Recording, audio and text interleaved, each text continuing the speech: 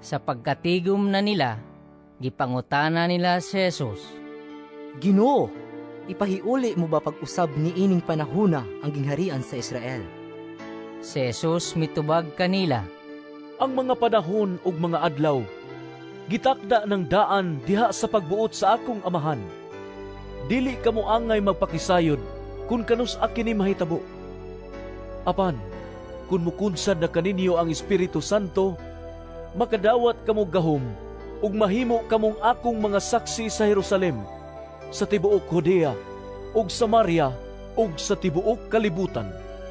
Human niya isulti kini, gibayaw siya ngadto sa langit, samtang nagtan-aw sila kaniya. Unya gisalipdan siyag panganod ug wala na nila siya makita.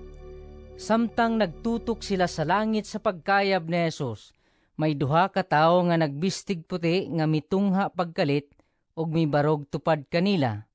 Miingon sila, Mga taga Galilea, nganong nagbarugman kamo dinhi ug nagsigig hangad sa langit? Si Jesus nga gibayaw ngadto sa langit, mubalik sa samang paagi sa iyang pagkayab ngadto sa langit.